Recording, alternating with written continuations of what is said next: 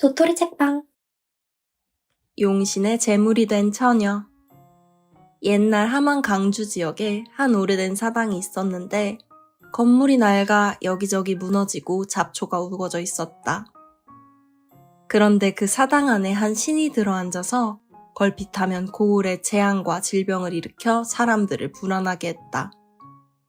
고을에 좋지 않은 일이 계속 일어나자 사람들은 무당을 찾아갔다. 무당은 사람들을 모아놓고 사당에서 크게 구슬버렸다. 그러자 신이 무당의 입을 통해 말하는 것이었다. 나는 용신이다. 이 고을 사람들이 나를 존경하지 않는 것이 괘씸하여 재앙을 일으킨 것이다. 화를 면하고 싶거든 매년 아름다운 여인을 한 명씩 바쳐 나에게로 시집 보내라. 고을 사람들은 용신의 말에 따를 수밖에 없었다. 고을 밖에서 처녀 한 명을 사다 바치니 그 후로는 나쁜 일도 일어나지 않고 농사도 매년 풍년이 들었다. 이때부터 고을에서는 해마다 처녀를 그 용신에게 바치고 제사를 올렸다. 고을에는 늙은 홀어머니를 모시고 사는 한 처녀가 있었다. 처녀는 얼굴이 아름답고 심성도 무척이나 고왔다. 어느 날은 처녀가 부엌에서 밥을 짓고 있는데 작은 두꺼비 한 마리가 부엌에 나왔다 들어갔다 하는 것이었다. 저런 가엾게도 배가 고픈 모양이구나. 처녀는 두꺼비에게 밥을 한 덩이 떼어주었다. 그러자 그 두꺼비는 다음 날도 처녀가 밥을 지을 때만 되면 계속해서 부엌에 나타났다. 처녀는 그때마다 두꺼비에게 밥을 주어 길렀는데 그러자 두꺼비는 무럭무럭 자라 크기가 곡물통만해졌다. 시간이 흘러 병이 걸려 끙끙 앓던 처녀의 어머니가 숨을 거두었다. 그러나 처녀의 집은 가난해서 장례를 치를 돈조차 없었다. 결국 처녀는 용신에게 제사하는데 몸을 팔기로 하고 제물로 자원했다. 제가 올해 제물이 될 테니 돈을 미리 주실 수 있을까요? 어머니의 장례라도 채로드리고 가고 싶습니다. 고을 사람들은 처녀의 효성에 감동해 더 후하게 값을 쳐주었다. 처녀는 그 돈으로 어머니의 장례를 마치고 떠날 채비를 했다. 사당에 제사하는 날 처녀는 집을 떠나기 전 잠시 부엌에 들렀다. 두꺼비가 슬픈 듯한 눈으로 처녀를 바라보고 있었다.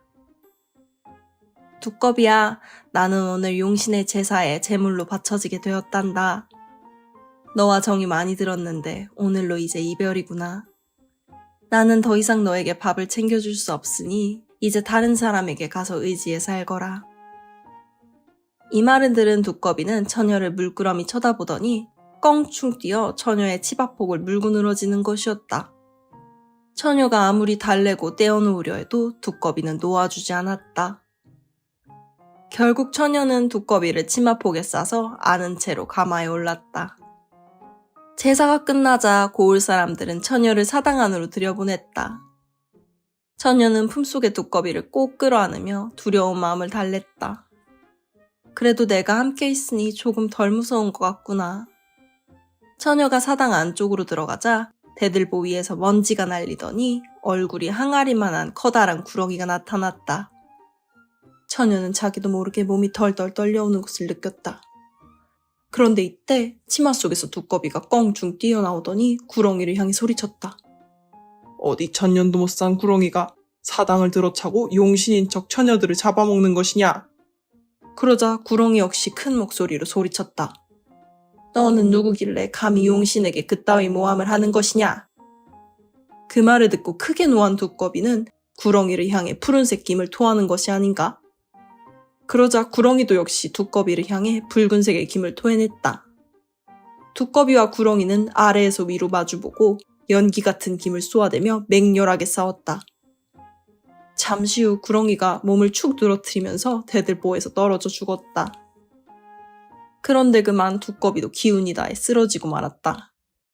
처녀는 놀란 마음을 추스르고 쓰러진 두꺼비를 안고 마을로 돌아왔다.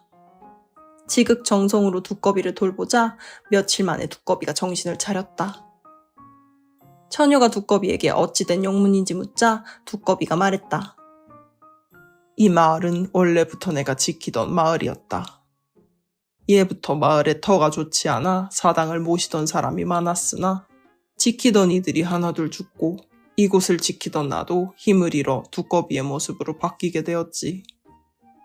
그렇게 사당이 비게 되자 그곳에 900년 된 구렁이가 용신인 척 자리를 잡은 게야. 사람이 되고 싶었던 구렁이에게 불쌍한 처녀들만 죽어난 게지. 그 말을 들은 처녀는 감사한 마음으로 두꺼비에게 음식을 대접했고 사람들에게 이 이야기를 전했다. 사람들은 죽은 처녀들의 비를 세워 위로했다.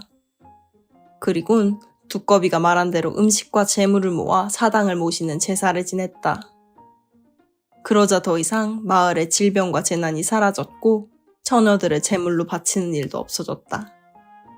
이후 처녀는 다른 곳으로 시집가서 행복하게 살았는데 죽은 날까지 자신에게 은혜를 갚은 두꺼비를 잊지 못했다고 한다.